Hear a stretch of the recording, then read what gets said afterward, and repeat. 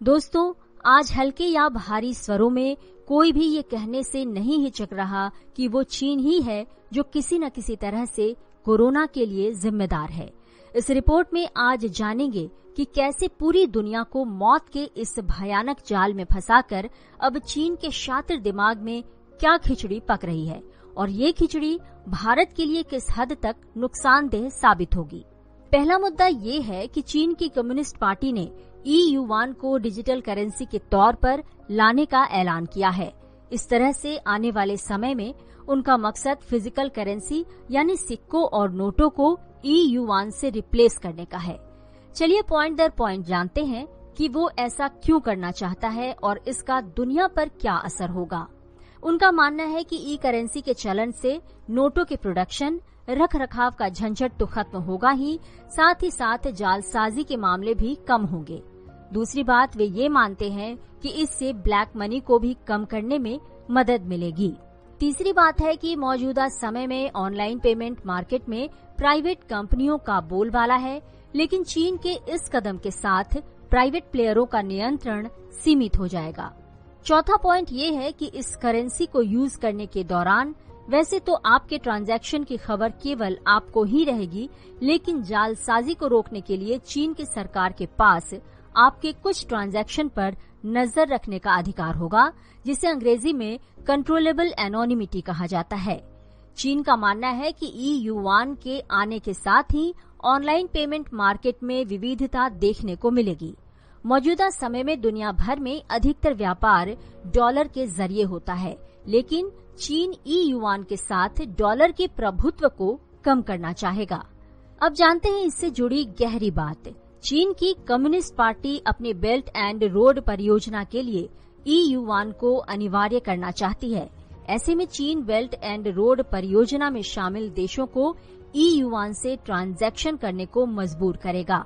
जाहिर है कि इस तरह से चीन अपनी डिजिटल करेंसी का प्रसार करने में कामयाब होगा और जब दुनिया भर के देश उनसे व्यापार करेंगे तो उन्हें ई-युआन में ही उनसे लेन देन करना होगा। कंट्रोलेबल एनोनिमिटी, जिसका मतलब है कि चाइनीज सरकार के पास ट्रांजैक्शन डेटा का एक्सेस होगा। ऐसे में वे उस डेटा का इस्तेमाल कई गलत कामों के लिए कर सकते हैं। चीन और गलत तो अब दुनिया भर के लिए जैसे पर्यायवाची शब्द हो गए हैं। विदेशी कंपनियां जो चीनी कंपनियों से व्यापार करती हैं, उनके ट्रांजैक्शन डेटा को भी कंट्रोलेबल एनोनिमिटी के जरिए चीन एक्सेस कर पाएगा। इस तरह से चीन के साथ व्यापार करने वाली कंपनियों और देशों को बड़ा प्राइवेसी रिस्क रहेगा। ऐसे में भारत व अन्य किसी देश से चीन के रिश्ते बिगड़े तो वो उसी डेटा का इस्तेमाल करके नुकसान पहुंचा सकता है। गौर करने वाली बात यह है कि डेटा चोरी को लेकर ही पिछले महीनों के दौरान भारत ने चीन की सैकड़ों कंपनियों को बैन कर दिया था, लेकिन अपने मंसूबों को हासिल करने के लिए चीन ने अब एक और रास्ता खोज लिया है। दोस्तों, चलते हैं चीन के एक और शातिर मंसूबे की ओर। ऑस्ट्रेलियाई मीडिया ने दावा किया है कि चीन ने भूटान के 8 किलोमीटर अंदर ग्यालाफुग नाम से गांव बसा लिया है। यहाँ चीन ने सड़कें, इमारतें और पुलिस स्टेशन और आर्मी बेस तक बना लिया है। इस गांव में पावर प्लांट, गोदाम और कम्युनिस्ट पार्टी ऑफ चाइना का ऑफिस भी है। रिपोर्ट के मुताबिक ये इलाका भारत के अरुणाचल प्रदेश से लगा हुआ है और चीन अरुणाचल पर भी दावा करता आया है। इसलिए माना जा रहा है कि भूटान की जमीन कब्जाने के पीछे असली निशाना भारत ही है। रुख करते हैं तीसरी चाल की तरफ। चीन साउथ एशिया के देश श्रीलंका पर भी कब्जा जमाने के लिए कई हथकंडे अपना रहा है। श्रीलंका चीन के जाल में पूरी तरह फंस चुका है। इसी कड़ी में वहां की संसद ने पिछले दिनों एक विवादास्पद बिल को पास कर दिया है। इस Colombo port city economic commission bill के पास होने के बाद सरकार का कहना है कि अब चीन का समर्थित परियोजना में भारी निवेश होगा, जिससे श्रीलंका की अर्थव्यवस्था को बढ़ने में मदद मिलेगी। चीन ने पोर्ट सिटी को लेकर श्रीलंका को वही पुराने सपने दिखाए हैं जो उसने हम्बनटोटा के वक्त दिखाए थे, लेकिन नींद खुलते ही हसीन सपना भी टूट गया। अब चीन ने पोर्ट सिटी को लेकर दिखाए सपने में कहा कि एक बार ये सिटी बन गई तो यह एशिया का सबसे बड़ा फाइनेंशियल हब बन जाएगा।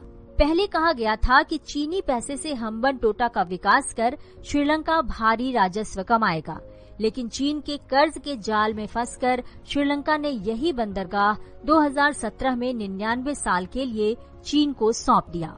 जिस तरह से चीन साउथ एशिया में पैर पसार रहा है, उससे तो एक बात साफ है कि वो भारत को चारों तरफ से घेरना चाहता है। तो दोस्तों, चीन के प्रभाव को कम करने के लिए भारत को क्या कदम उठाने चाहिए, कमेंट करके बताएं। देवव्रत वाजपेयी द्वारा लिखी गई ये स्पेशल रिपोर्ट आपको अच्छी लगी हो तो अपने उन दोस्तों के साथ जरूर शेयर करें जो इस मामले में रुचि रखते हैं या किसी एग्जाम की तैयारी कर रहे हैं। दोस्तों, ऑडियो अगर पसंद आया है तो उसे पूरा सुनने के लिए गूगल प्ले स्टोर से अभी डाउनलोड करें खबरी ऐप।